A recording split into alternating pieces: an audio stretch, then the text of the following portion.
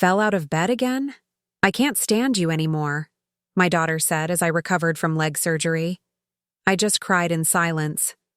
The next day, I packed my bags and moved into a caregiver's home. I'm glad to have you here. Follow my story until the end and comment the city you're watching from, so I can see how far my story has reached. It was a Tuesday morning, and the sun streamed through the half-drawn curtains of my bedroom. I'd been back from the hospital for just 3 weeks after my double knee replacement surgery. The pain was still excruciating, like hot knives stabbing into my joints with every movement. My surgeon had warned me that at 72 recovery would be slow, but I hadn't anticipated just how helpless I would feel. That morning, I needed my pain medication desperately. The small orange bottle sat on my nightstand, just out of reach. I tried calling for Milani, my daughter, but she had the shower running and couldn't hear me. The throbbing in my knees intensified, and I made the decision to try reaching for the pills myself. Carefully, I shifted my weight to the edge of the bed, stretching my arm as far as it would go. My fingers grazed the bottle, pushing it further away. I leaned a little more, and then it happened. My balance failed me. One moment I was reaching, and the next I was on the hardwood floor. A sharp pain shooting through my hip and newly operated knees. I cried out, more from shock than pain. At first, though, the pain quickly followed. Through tears, I saw Milani rush into the room, her hair still dripping wet, a towel clutched around her body. "Mom, what happened?" she asked, though she could clearly see what had occurred. "I was trying to reach my pills," I explained, my voice trembling. "They were too far away and I fell out of bed again? I can't stand you anymore," she snapped, cutting me off mid-sentence. Her voice wasn't just annoyed, it was filled with disgust, as if I had deliberately caused this inconvenience. I looked up at my daughter's face, searching for any trace of the warm, compassionate woman I thought I had raised. Instead, I saw only irritation and contempt. Her eyes, so like my late husband's, were cold and distant. She helped me back onto the bed roughly, her movements mechanical and impatient. No gentle reassurance, no checking if I'd hurt myself further. Just efficient, cold assistance, followed by a heavy sigh. "The home health nurse will be here at noon," she said, not meeting my eyes. "Try not to fall again before then. I have an important meeting this morning, and I can't miss it." With that, she turned and left, closing the door behind her with a force that wasn't quite a slam, but conveyed her frustration nonetheless. I sat there, my nightgown twisted around my legs, pain radiating through my body, and felt something inside me break. I had given everything to Milani. After George died when she was just 15, I worked 2 jobs to put her through college. I postponed my own retirement to help her with the down payment on her first house. When she asked me to move in with her last year because it would be easier for both of us, I had sold my small home, the one George and I had bought together, and used the money to renovate her basement into an accessible apartment for myself.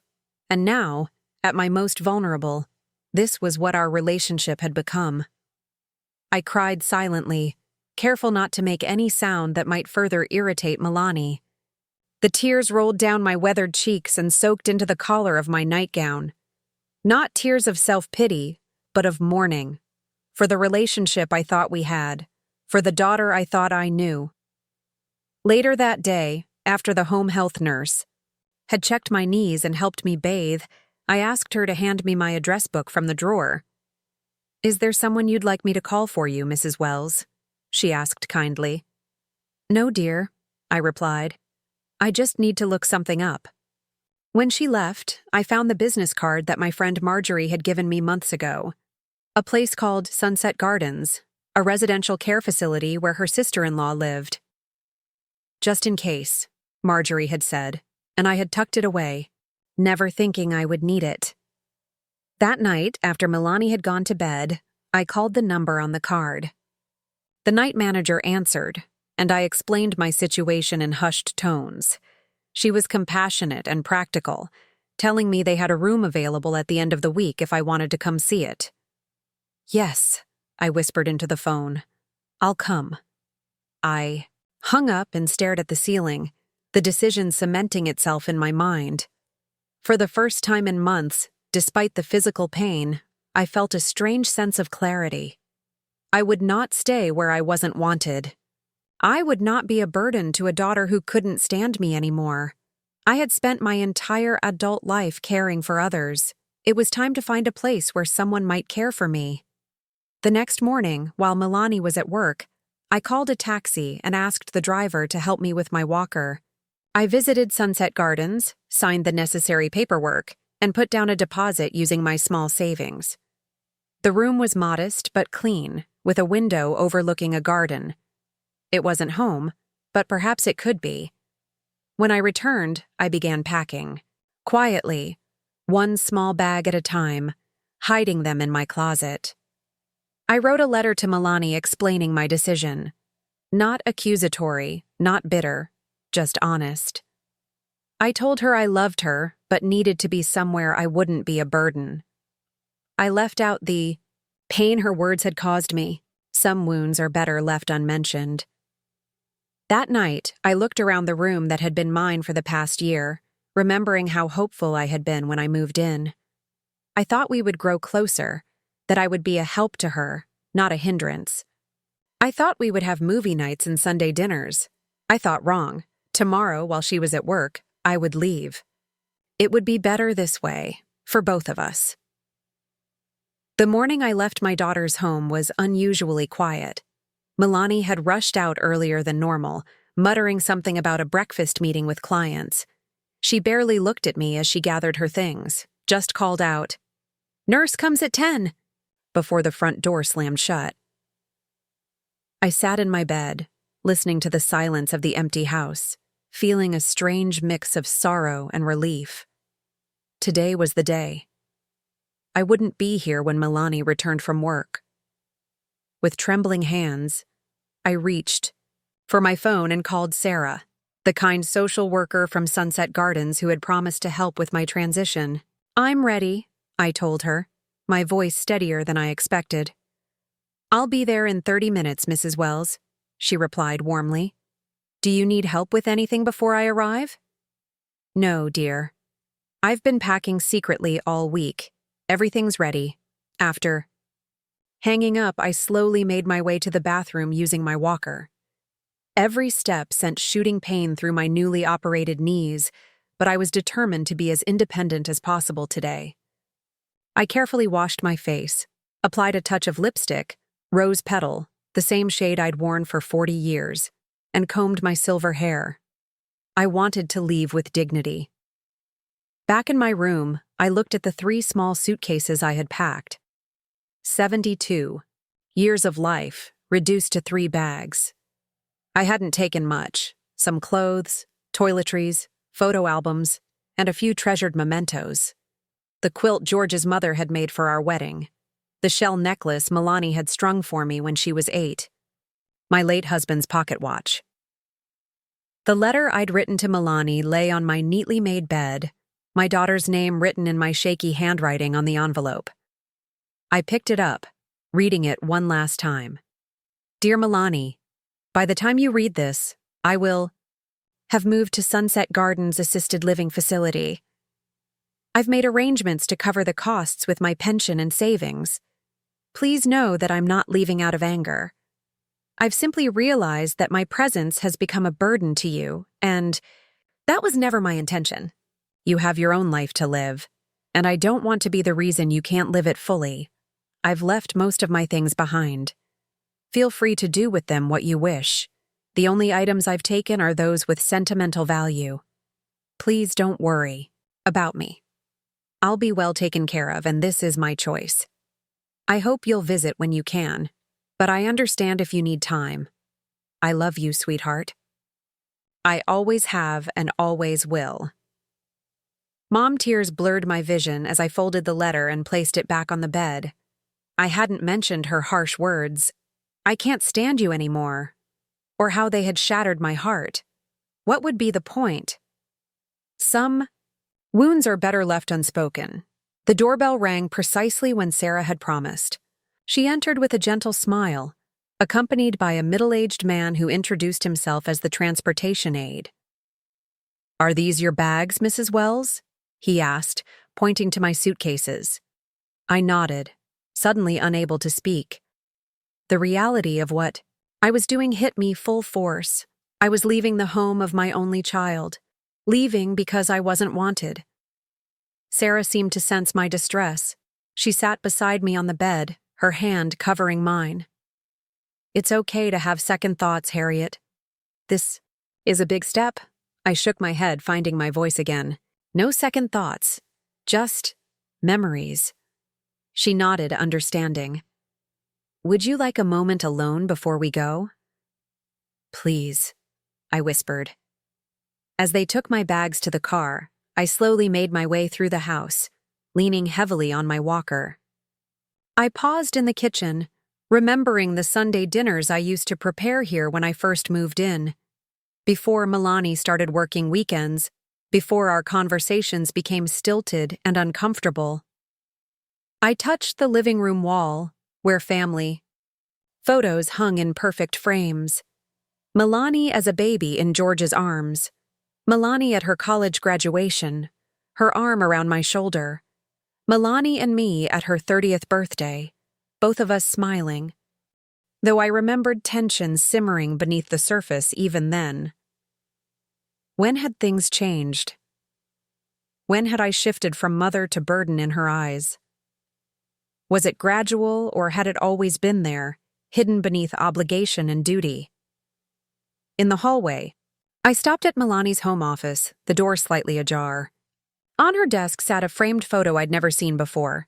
Milani with a handsome man, both dressed elegantly at what appeared to be a formal event. She looked radiant, laughing into the camera, happy in a way I hadn't seen in years. Was there a new man in her life? Someone she hadn't told me about? The realization that my daughter was keeping parts of her life secret from me stung sharply, but also confirmed my decision. I had become so peripheral to her life that major developments no longer warranted sharing. "Mrs. Wells?"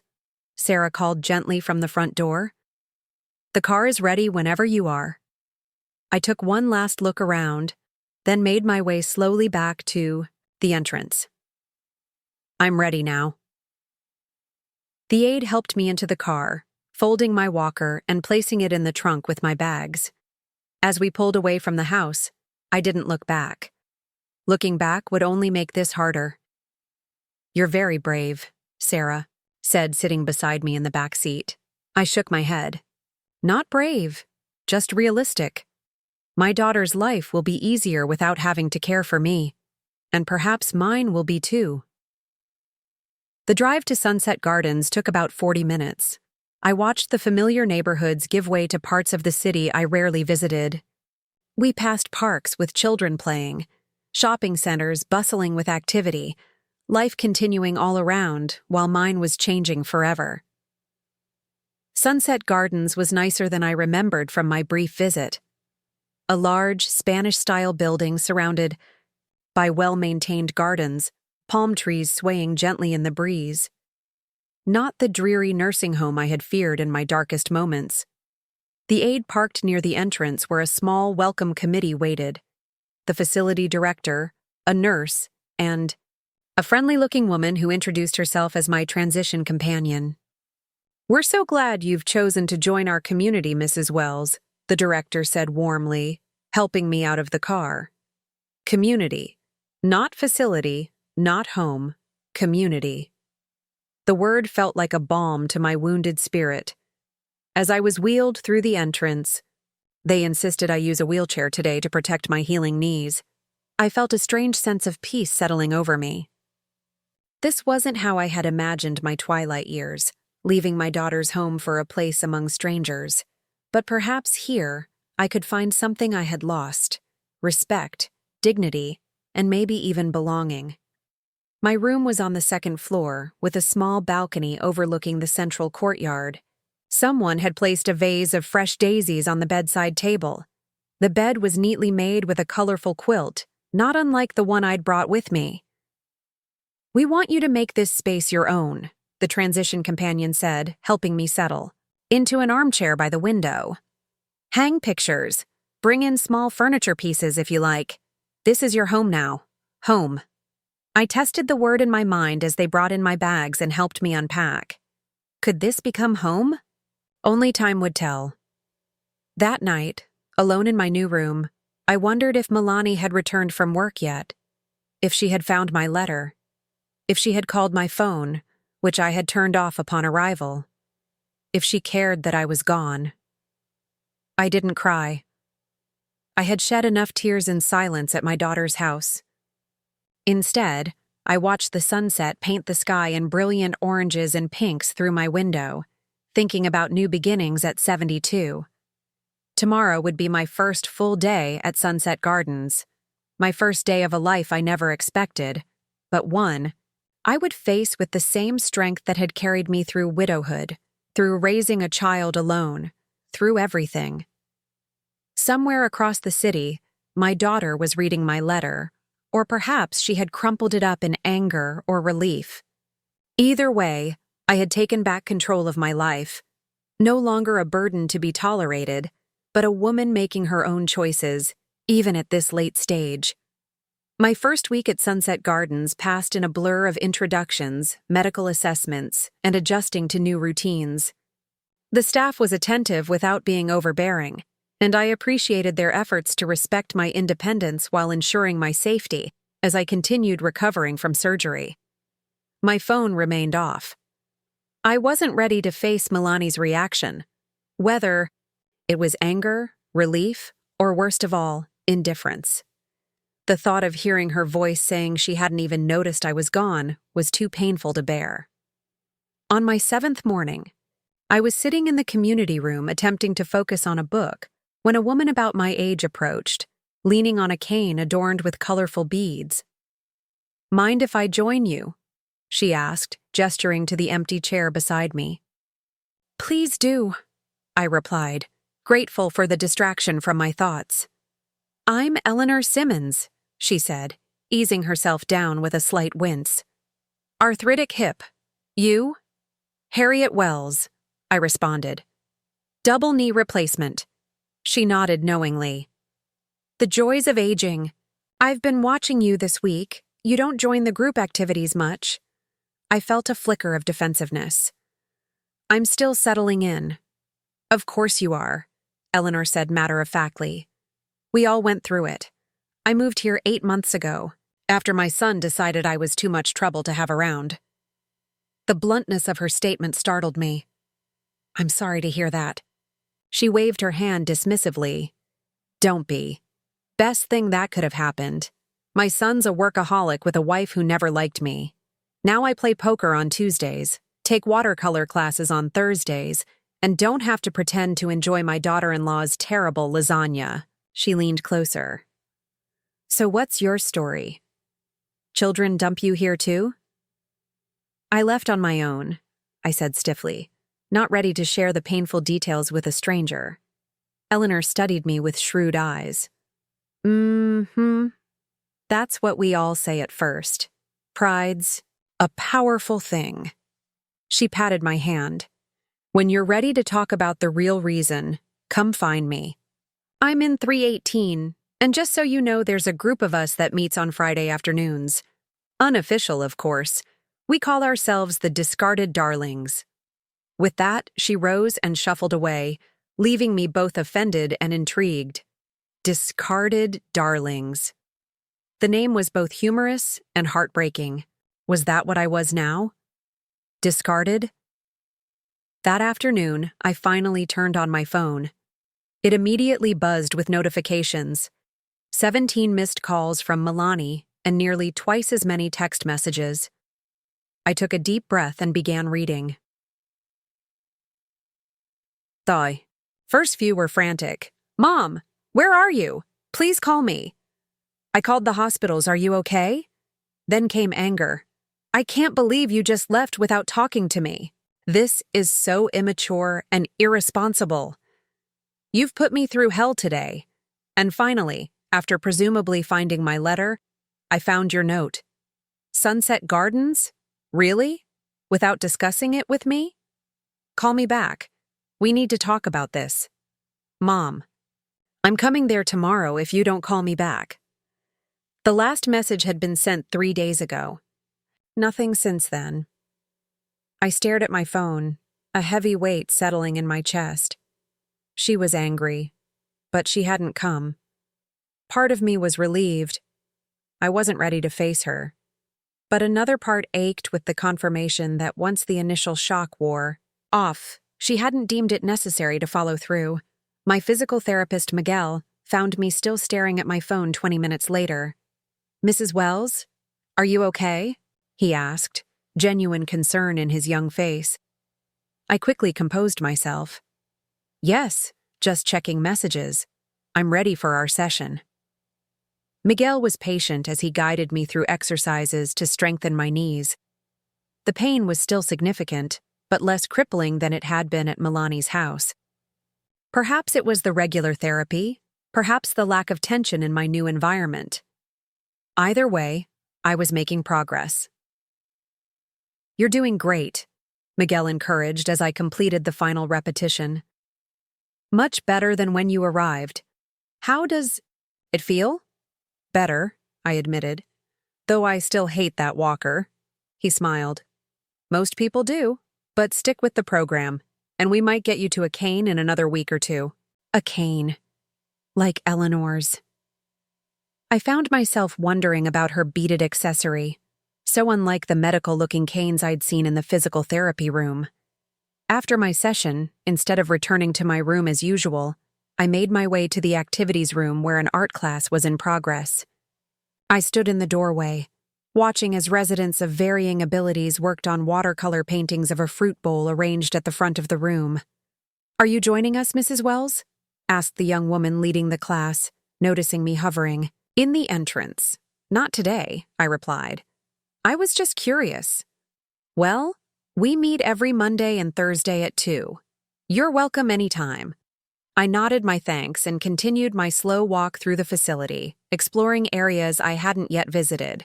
The garden courtyard was peaceful, with winding paths accessible to walkers and wheelchairs, and several seating areas beneath shade trees. A small library offered books, magazines, and comfortable chairs. In the recreation room, 2 men were playing chess while others watched a baseball game on television. It was all perfectly pleasant, and yet I felt like an outsider looking in at a life I wasn't quite ready to claim as my own. Back in my room, I found myself staring at my reflection. In the bathroom mirror, the woman looking back at me seemed older than I remembered, with deeper lines around her eyes and mouth, her silver hair flat and lifeless. Who are you now? I whispered to my reflection.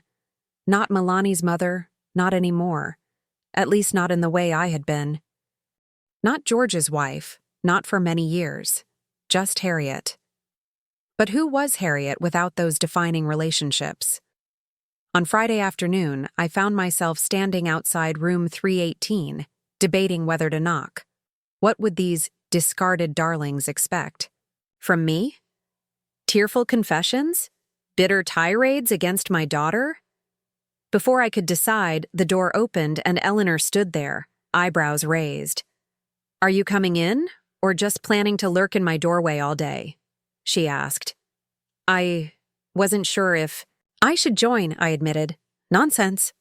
You absolutely should, she declared, taking my arm and guiding me inside. Her room was personalized in a way mine wasn't yet. Colorful throws over the standard-issue furniture, walls covered with framed artwork, potted plants on every surface. 5 other women were already there, sitting in a loose circle of chairs. Everyone, this is Harriet, Eleanor announced. She's new, still thinks she came here voluntarily, and has excellent taste in cardigans. A ripple of gentle laughter went through the group, and to my surprise, I found myself smiling too. Welcome, Harriet, said a tiny woman with startlingly bright red hair. I'm Dot. Don't believe everything Eleanor tells you about us. We're not bitter, we're just honest. Speak for yourself, chuckled another woman. I'm Mabel, and I am absolutely bitter. My daughter-in-law redecorated my house while I was recovering from gallbladder surgery, and when I objected to the leopard print sofa, they decided I'd be happier here.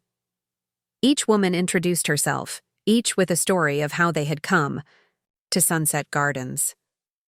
Some were heartbreaking, others darkly humorous, all painfully familiar in one way or another. When they looked to me expectantly, I took a deep breath. My daughter said she couldn't stand me anymore after I fell trying to reach my medication. I left the next day. The simple statement hung in the air, and I was surprised by how cathartic it felt to say the words aloud. No defense of Milani, no explanation of how tired she must have been, or how difficult I must have been to care for. Just the plain, painful truth. Dot reached over and squeezed my hand. "Welcome to the club, honey." And somehow, in that moment, I felt a weight lift. These women understood in a way no one else could. Here, I didn't have to pretend. Here, perhaps, I could begin to figure out who Harriet was now. A month passed, and I settled into the rhythm of life at Sunset Gardens. My knees improved enough that I graduated from the walker to a cane, a beautiful wooden one that Eleanor helped me decorate with colorful fabric strips and small charms, each representing something important to me. A tiny silver book for my love of reading, a miniature paintbrush for my newfound interest in watercolors, a locket containing a picture of George. The discarded darlings, as I now proudly counted myself among them, met every Friday. Those afternoons became the highlight of my week, a time of honest conversation, sometimes tears, often laughter. We shared updates on our families, those who still had contact, compared notes on the facility's meals, and supported each other through health challenges and homesickness. Milani hadn't visited. After those initial messages, her communication dwindled to a text every week or so, usually just asking how I was feeling. I responded with brief, pleasant updates about my recovery, never mentioning the hurt that still lingered beneath my words. She never referenced our last morning together or apologized for what she'd said. It hung between us, unacknowledged. Was in the community garden on a crisp October morning, working on a watercolor of the rose bushes, when Denise, the receptionist, approached me. "Mrs. Wells, you have a visitor," she said, her tone carefully neutral. I looked up, my heart suddenly racing. "Milani?" Denise shook her head. "No, it's a man. He says he's your son-in-law." Son-in-law? Milani had been divorced for years, and as far as I knew, wasn't seeing anyone seriously enough to call a husband. Curious and confused, I gathered my art supplies and followed Denise to the visiting area. A tall, distinguished man with salt and pepper hair stood as I entered. He looked to be in his late 40s, dressed in a casual but expensive-looking sweater and slacks. "Mrs. Wells," he said, extending his hand. "I'm Ted Armstrong, Milani's husband." I stared at him, momentarily speechless. "Husband?" I finally managed. "Milani is married?" A flash of discomfort crossed his face. "For almost 6 months now. I'm sorry, I assumed you knew." 6 months. My daughter had been married for half a year and I hadn't known, hadn't been told, hadn't been invited. The revelation struck me like a physical blow. "Please, sit down," I said, gesturing to the chairs, trying to maintain my composure despite the shock. "I'm afraid Milani hasn't shared much about her life with me recently." Ted sat across from me, a frown creasing his brow. "That's actually why I'm here. May I speak frankly, Mrs. Wells?" "Harriet, please. And yes, I'd appreciate frankness." He leaned forward, clasping his hands. "Harriet, Milani told me she placed you in this facility because you were struggling to manage on your own after your surgery. She said it was a mutual decision." I couldn't help the bitter laugh that escaped me. "Is that what she told you? That this was mutual?" Ted's frown deepened. I take it that's not the case. No, I said simply. It wasn't mutual. I left. After Milani made it clear I was a burden she could no longer bear, I saw genuine surprise in his eyes. Could you tell me what happened? Your version, I mean. Something in his tone, in the careful way he asked, made me think he wasn't here to defend Milani, but to understand the situation. So I told him about the fall, Milani's harsh words, my decision to leave rather than stay where I wasn't wanted. Ted listened without interrupting, his expression growing increasingly troubled. When I finished, he was silent for a long moment. I suspected something wasn't right, he finally said. The way Milani changes the subject whenever I ask about you, her reluctance to visit. It didn't fit with the close relationship she initially described. We were close once, I said softly. Before she became successful, before I became old and infirm. Ted shook his head. Age and infirmity shouldn't change love. He hesitated, then added, I lost my mother to cancer 5 years ago. I would give anything to have had more time with her, even if it meant caring for her through illness. The sincerity in his voice touched me. You sound like a good son. I tried to be. He straightened in his chair. Harriet, I didn't know about you until after Milani and I were married. We had a whirlwind romance, met at a charity function, engaged 3 months later, married in a small ceremony. Without her mother present, I couldn't help adding, She told me you were too ill to attend, Ted said, wincing at the revelation. I'm beginning to realize there's a lot Milani hasn't been honest about. I studied this man, my apparent son-in-law, trying to reconcile his existence with the daughter, who had kept him a secret from me. Why are you here, Ted? Why now? He met my gaze directly. Because I found your letter. Milani kept it in her desk drawer. I came across it while looking for some documents, and it contradicted everything she'd told me about your situation. I needed to see for myself, my letter, the one I'd left on my bed the day I departed. She'd kept it but never responded to what I'd written.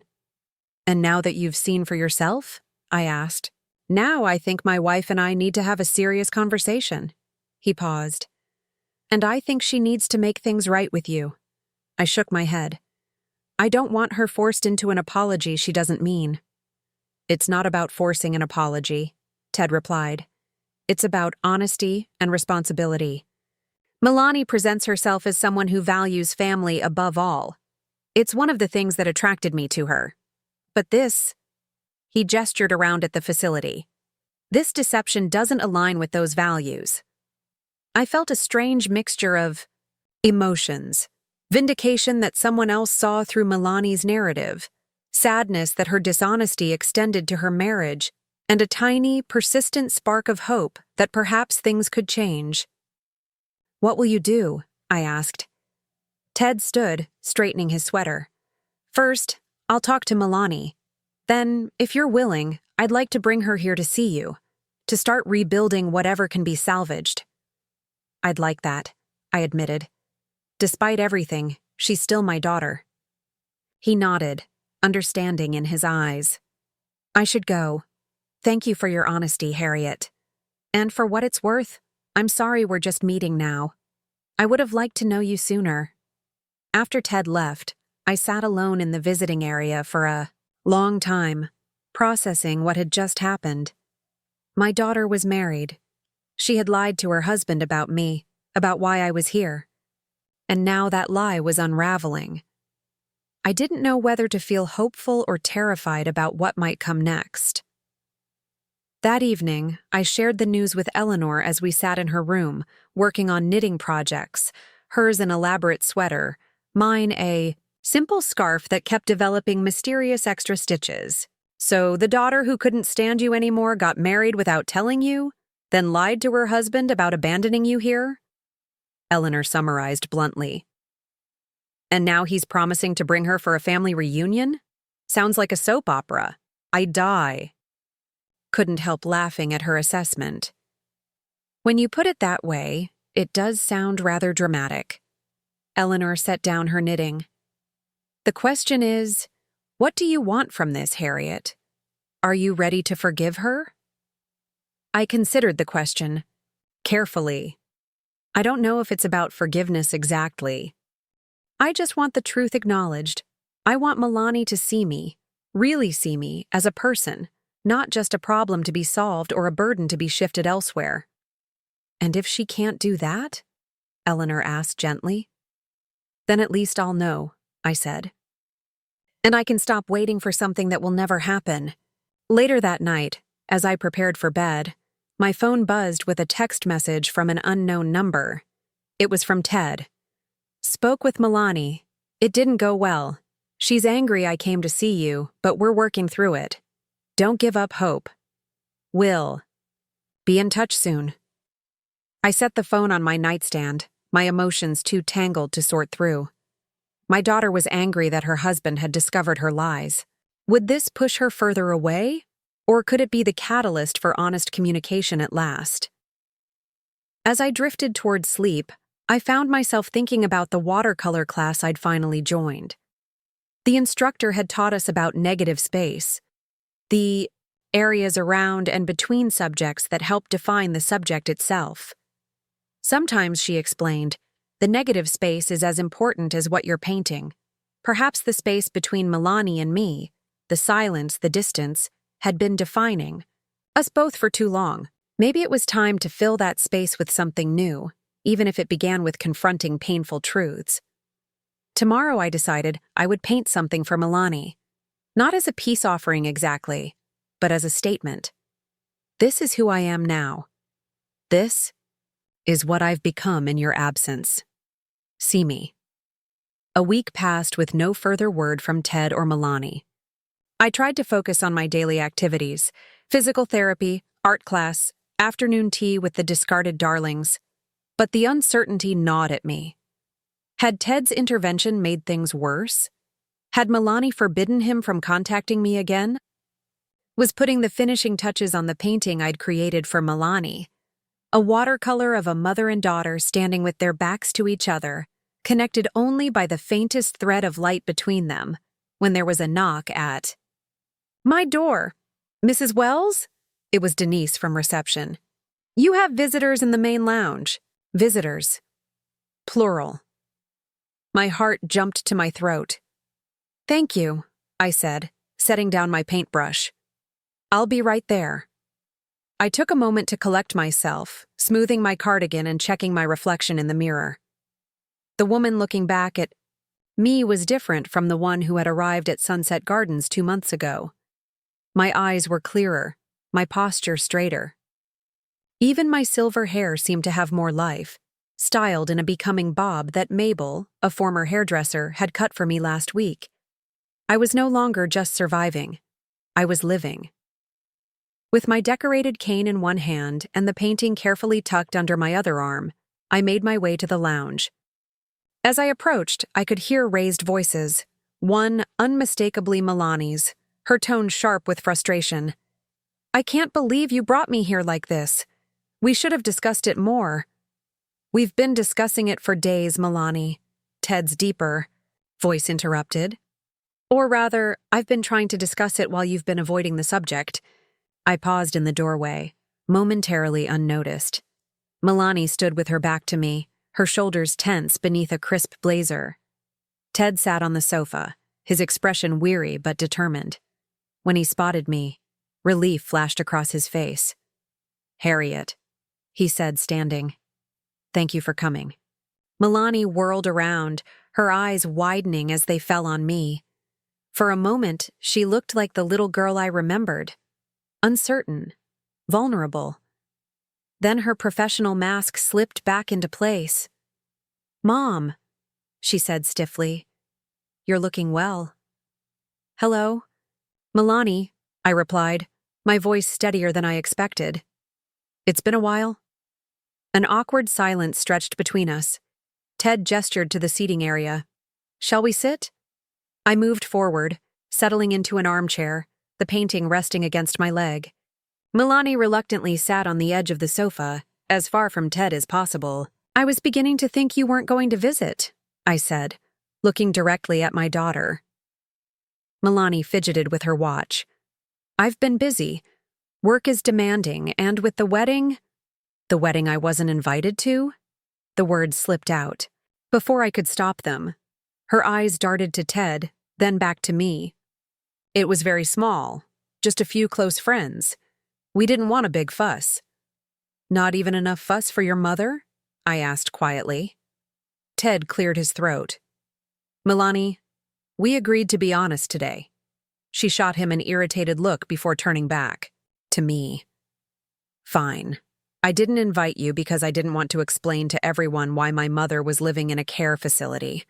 It would have raised too many questions. The bluntness of her admission stung, but it was the truth I had been seeking. Questions about why you couldn't stand me anymore, I asked, quoting her words from that fateful morning. Milani flushed. I was stressed that day. I didn't mean it the way it sounded. How exactly did you mean it then? She threw up her hands. Mom, you were impossible to care for. You needed constant attention. You complained about everything. You made me late for work repeatedly. My whole life was being consumed by your needs. So you resented me, I stated flatly. Yes, she exclaimed, then immediately looked ashamed. I mean, it was complicated. I wanted to help you, but it was too much. I'm not a nurse. I have a career, a life, a husband, I added pointedly. Milani at least had the grace to look guilty. Ted and I were already engaged when you moved in. I was going to tell you, but then your surgery happened, and everything became so chaotic. Chaotic enough that you forgot to mention you were getting married? I couldn't keep the hurt from my voice. Ted leaned forward. Harriet, for what it's worth, I had no idea you didn't know about our engagement or wedding. Milani told me you were too ill to attend. I nodded, acknowledging his words while keeping my focus on my daughter. Were you ashamed of me, Milani? Is that why you kept your marriage a secret? No, she protested, then hesitated. I don't know. Maybe. You were so different after your surgery. Needy, dependent. You weren't the strong mother I remembered. It was like watching you disappear. Her words cut deep, but they also illuminated something I hadn't fully understood before. Milani hadn't just been frustrated by the practical challenges of caring for me. She had been grieving the loss of the mother she thought she knew. I was still me, I said softly. Just a version of me that needed help. I know that now, she admitted. But at the time, I couldn't handle it. When I found your note saying you'd left, part of me was relieved. She glanced at Ted, who nodded encouragingly. And part of me was terrified that everyone would know what a terrible daughter I was, letting my mother go to a care home. So you created a narrative where it was a mutual decision, Ted supplied. Where you were the devoted daughter who found the best care for her ailing mother? Milani nodded miserably. It was easier than facing the truth. I studied my daughter's face, the dark circles under her eyes, the tightness around her mouth. She was suffering too, in her own way. Milani, I said carefully, I didn't leave to punish you. I left because I believed it would be better for both of us. You wouldn't have to bear the burden of caring for me, and I wouldn't have to live where I wasn't wanted. But that's just it, she burst out. I did want you in my life, just not the way things were going. You never talked to me about how you were feeling, I pointed out. You just got increasingly distant and resentful. Because I felt guilty. Tears welled in her eyes. What kind of daughter resents taking care of her own mother? What kind of daughter feels trapped by her mother's needs? I was ashamed of those feelings, so I buried them until I couldn't anymore. Ted reached for her hand, but she pulled away, standing abruptly. I should never have brought you to live with me, she said, pacing now. It was a mistake. I thought I could handle it, but I couldn't. And now look at us. You're in a care home. I'm a terrible daughter, and everyone knows it. I don't think. You're terrible, I said, my voice gentle. I think you're human. We both are.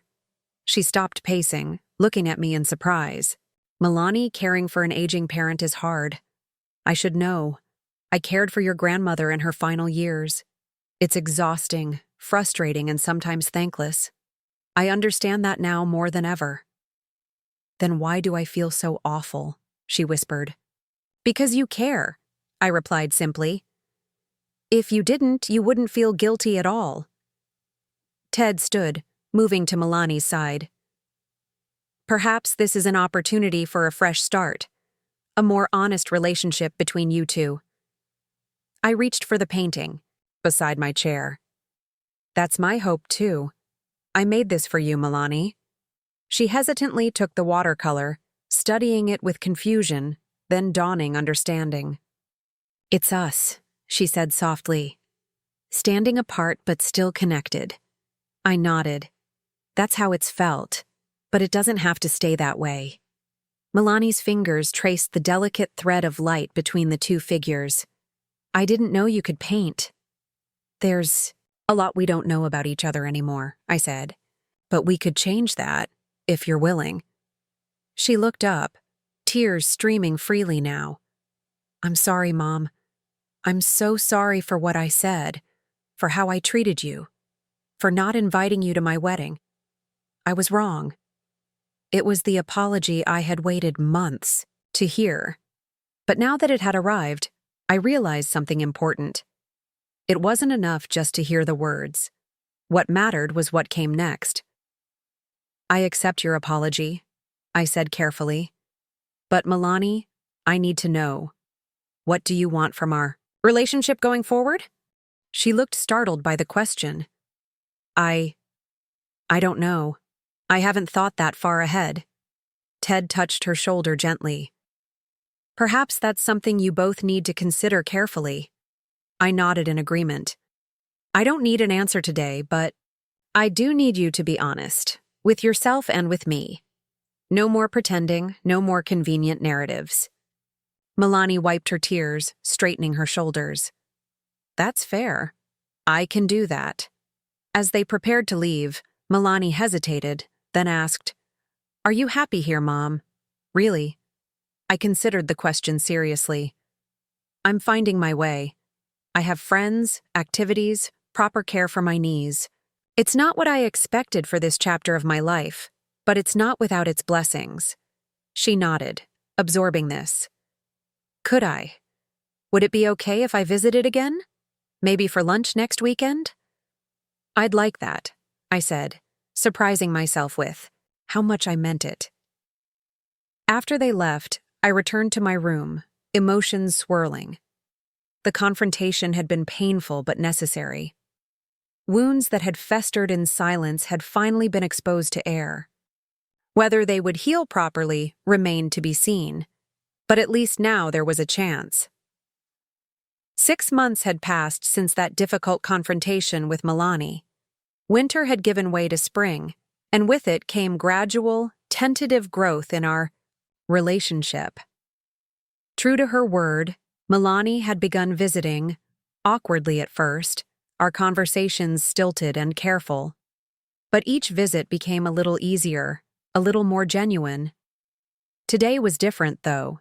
Today, Milani was coming to help me move. I stood in my room at Sunset Gardens, surveying the space that had been my home through one of the most transformative periods of my life. My artwork adorned the walls, watercolors capturing the changing seasons, the gardens, and portraits of my discarded darling's friends. Books lined the small shelf Ted had brought me as a Christmas gift. Photographs, old and new, sat framed on the dresser. This room had witnessed my journey from broken-hearted mother to something else entirely, a woman with her own identity, separate from her roles as wife and mother. A knock at the door pulled me from my thoughts. Eleanor stood there, leaning on her beaded cane, her eyes suspiciously bright. "So today's the day," she said, trying to sound matter-of-fact but not quite succeeding. "Today's the day," I confirmed, opening my arms to her. She stepped into my embrace, holding tight for a moment before pulling back. "The darlings won't be the same without you, Harriet. I'll still come for Friday meetings," I promised. "Wild horses couldn't keep me away." Eleanor nodded, blinking rapidly. "We're holding you to that. Dot's already threatened to hunt you down, if you miss a session."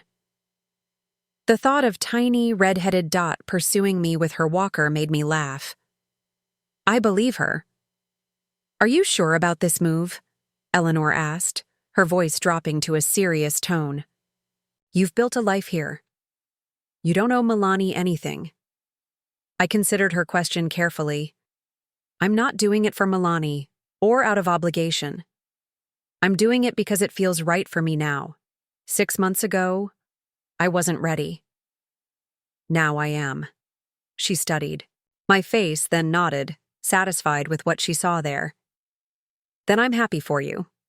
Just remember you always have a place here if you need it." Another knock, and Denise appeared. "Mrs. Wells, your daughter and son-in-law are here." Eleanor squeezed my hand one last time before departing with a whispered, "Be happy, friend." Moments later, Milani and Ted entered, both smiling warmly. "Ready, Mom?" Milani asked, glancing around at the boxes stacked neatly by the door. "As I'll ever be," I replied. Ted began loading the boxes onto a cart while Milani helped me gather the last few personal items. "The guest house is all set up," she said, carefully wrapping a framed photo of George. Ted installed the grab bars in the bathroom yesterday, and we put in that adjustable bed you liked when we went shopping. "Thank you, dear. That sounds perfect." Ted returned for another load. "The movers have already delivered your furniture to the guest house. Once we get these last boxes, you'll be all set." The guest house, a small but lovely cottage on Ted and Milani's property, originally built as a pool house but renovated over the past month specifically for me. Independent living with family nearby, a compromise that honored both my need for autonomy and our desire to rebuild our relationship. It hadn't been Milani's idea initially. After several weeks of regular visits, it was Ted who suggested it during a lunch at Sunset Gardens. "The pool house is just sitting empty," he'd said. "With some renovations, it could be perfect for Harriet, close enough for regular interaction, but separate enough for privacy." Milani had looked uncertain. "I don't know. Mom, would you even want that, after everything?" I'd been equally hesitant. "It's a generous offer, but I'm not sure if it's wise. We've only just started to repair our relationship." "Maybe that's exactly why it could work," Ted had suggested. "You'd have your own space, your own life, but opportunities to build new memories together. No pressure, no forced cohabitation like before." We'd agreed to think about it, and over the following months, as our relationship slowly healed, the idea took root and flourished. Now, as we loaded the last of my belongings into Ted's SUV, I took a final look around the room that had sheltered me through my darkest days. "Thank you," I whispered to the empty space. The drive to Ted and Milani's home took about 30 minutes. As we turned into their driveway, I felt a flutter of nerves. Was this the right decision? Was I setting myself up for more heartbreak? But as we rounded the curve of the circular drive, I caught my first glimpse of the guest house, a charming cottage with a fresh coat of pale yellow paint, white trim, and a small covered porch adorned with flowering planters. It looked nothing like the pool house I remembered from my previous visits. "Surprise," Milani said, watching my reaction. "We painted it last weekend. Yellow was always your favorite color." I was touched that she remembered. "It's beautiful." Inside, the transformation was even more remarkable. The space had been completely reconfigured to create an accessible, comfortable living area with a small kitchenette, bedroom, bathroom, and sitting room. Large windows let in abundant natural light, and French doors opened onto a private patio.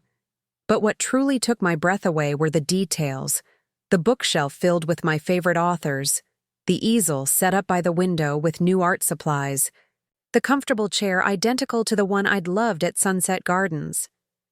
They had paid attention to what mattered to me. "What do you think?" Milani asked, an edge of anxiety in her voice. "Is it okay?" "It's more than okay," I said, emotion tightening my throat. "It's perfect." Ted smiled, squeezing Milani's shoulder. "I'll start bringing in the boxes. You two take your time." When he'd gone, Milani and I stood in silence for a moment, taking in the significance of this new beginning. "I was so afraid you'd say no," she finally admitted. "That you'd rather stay at Sunset Gardens than take a chance on us again." "I almost did," I confessed. "Not because I didn't want to be closer to you, but because I was afraid of falling back into old patterns." She nodded, understanding. "I was afraid too. Afraid I'd get overwhelmed again, that I'd resent having you nearby, that I'd fail you somehow." "What? Changed your mind?" I asked. Milani took a deep breath. "Therapy, for one thing. Ted insisted we both get help, individually and as a couple, after everything that happened. It's been enlightening." "In what way?" I realized I've spent my whole life terrified of dependency, of needing others and of others needing me. When you needed my care after your surgery, it triggered all those fears. Instead of acknowledging them, I pushed you away. Her honesty moved me. We all have our fears, Milani. Mine was becoming a burden, being unwanted. I think that's why your words hurt so deeply that day. "I'm still sorry for that," she said softly. "I wish I could take it back." "I know," I assured her. "But perhaps if you hadn't said it, we wouldn't be here now. Sometimes painful honesty is the beginning of healing." Ted returned with more boxes, and soon we fell into a rhythm of unpacking and arranging. By late afternoon, the cottage had transformed from a beautiful but impersonal space into my home. As evening approached, Ted disappeared back to the main house, returning with a picnic basket. "Dinner is served," he announced, setting it on the small dining table. "I thought we'd eat here tonight, christen the place properly." The three of us sat down to a simple but delicious meal of roast chicken, fresh bread, and salad. As we ate, conversation flowed more easily than it had in years. We talked about Ted's work as an architect, Milani's recent promotion, my art classes, and plans for the garden between the main house and cottage. "I was thinking," Milani said as we finished our meal, "that maybe you could teach me to paint." I always admired that about you, your creativity, even before you started taking classes. The request surprised me. "I'd love that, though I'm hardly an expert." "Better than me," she smiled. "I can barely draw a stick figure." Ted raised his glass. "To new beginnings, new skills, and family, however we define it." We clinked glasses, and I felt a warm sense of rightness settle over me. This arrangement wasn't perfect, and our relationship would still require work, but we were trying, really trying. After dinner, they helped me finish organizing the bedroom, then prepared to leave me to settle in for my first night. At the door, Milani hesitated. "Are you sure you'll be okay alone tonight? Do you need anything else?"